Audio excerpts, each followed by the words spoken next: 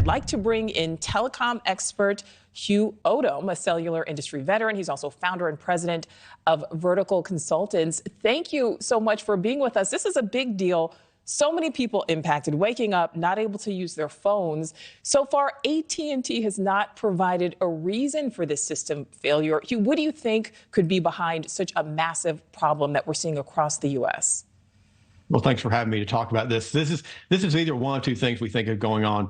We have an infrastructure on the wireless side with cell towers and other infrastructure that is over capacity. And what's happening is that you're trying to roll out 5G, et cetera. You're getting too much usage on these cell sites across the United States, and you have an overload. You just have too many people using it. That usually only occurs on a local level. When we see something like this on a nationwide level, you see a fundamental issue with the wireless network. But also the other part of this, the second possibility, is an outside influence from somebody who's got it inside the system and it's caused havoc with it. And with this rolling out more and more as time goes on, that's more suspect of being the cause. And I hate to say that, but this has been ongoing for several hours with tens of thousands, if not more, people impacted. So it looks like there's something that AT&T and the others can't find. And secondly, they can't find it, they can't provide a solution. You know, Hugh, I wanted to focus in on that because, like you said, this is ongoing.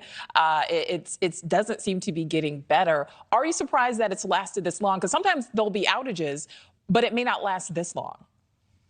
Well, I am surprised because usually they can contain it. They can locate it. First of all, they can contain it. When they can't do that, then there's a big issue because it gets outside of their control. And when you see this happen, this just means that, again, it looks like they're getting into something they're unfamiliar with.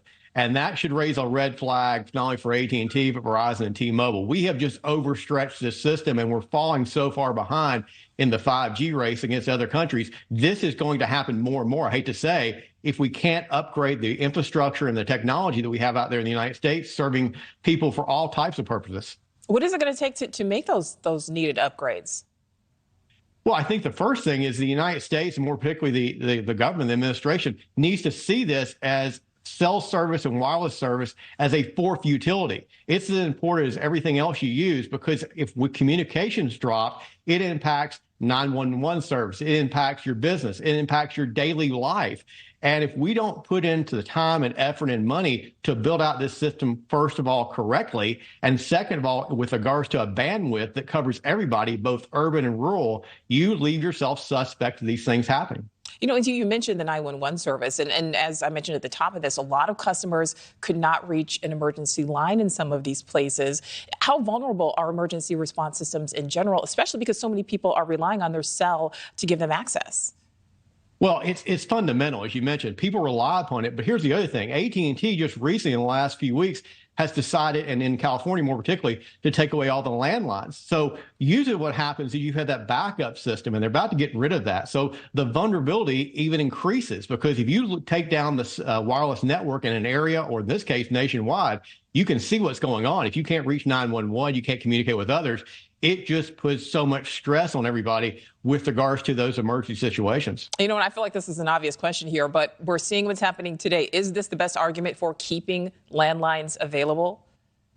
Yes, I believe it's an argument for two things. I think it's an argument to keep basic fundamental landlines to some extent available to all types of people, both urban and rural areas.